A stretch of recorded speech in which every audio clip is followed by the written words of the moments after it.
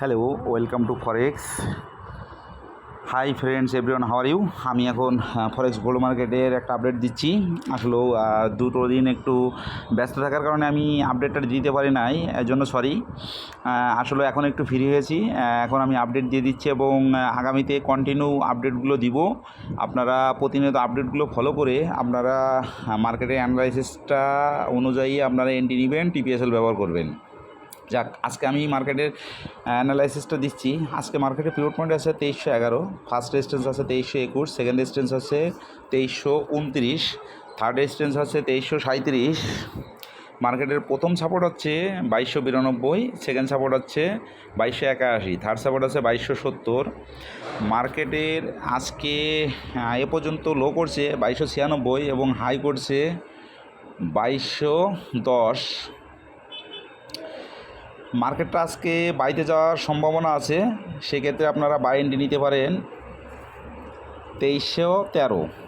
প্রথম ডিবি দিবেন 2317, second DB দিবেন 2320, থার্ড ডিবি দেবেন 2326, এসএল ব্যবহার করবেন 2308। যদি মার্কেটটা বাইতে যায় আপনারা বাই এন্ট্রি দিবেন। যদি মার্কেটের পিভট পয়েন্ট ভেঙে মার্কেটটা নিচে চলে যায় সেক্ষেত্রে আপনারা সেল এন্ট্রি নেবেন 2290-তে, প্রথম টিভি দেবেন 2287, সেকেন্ড টিভি দেবেন 2283, থার্ড টিভি দেবেন 2275, এসএল ব্যবহার করবেন 2305।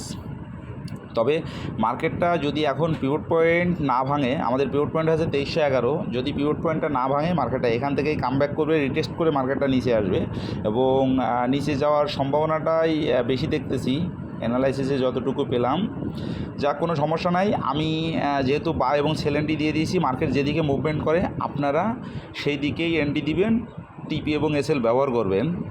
সবসময় আমি একটা কথা বলি, এই মার্কেটে আপনি অতিরিক্ত লোভ করবেন না। আপনি অতিরিক্ত যদি লোভ করেন এই মার্কেটে আপনি প্রফিট করতে পারবেন না। যারা অতিরিক্ত লোভ করেছে তারা কিন্তু 98% লুজারের ভিতরে পড়ে গেছে, আর 2% গেইন লোকের ভিতরে কিন্তু আপনি যেতে পারবেন না। তো সবসময় বলবো অতিরিক্ত লোভ করা যাবে না, অতিরিক্ত ট্রেড করা যাবে না, মানি ম্যানেজমেন্ট ফলো করতে হবে।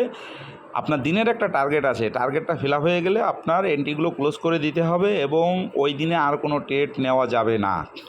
আপনি যদি প্রতিদিনের একটা টার্গেট ফিল আপ করেন, মাস শেষে দেখবেন আপনি একটা হিউজ পরিমাণ ব্যালেন্স উইথড্রল দিতে পারবেন।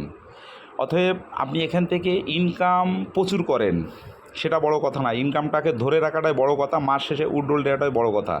তা আপনি এখান থেকে এমন একটা সাইকোলজি সেট আপ করেন, কন্টিনিউ একটা ইনকাম করবেন, মাস শেষে একটা উইথড্রল দেবেন এবং ভালো পরিমাণে একটা প্রফিট আপনার অ্যাকাউন্টে জমা হবে। সবসময় এই মেন্টালিটি সেট আপ করেন, এখান থেকে অবশ্যই ভালো কিছু পাবেন।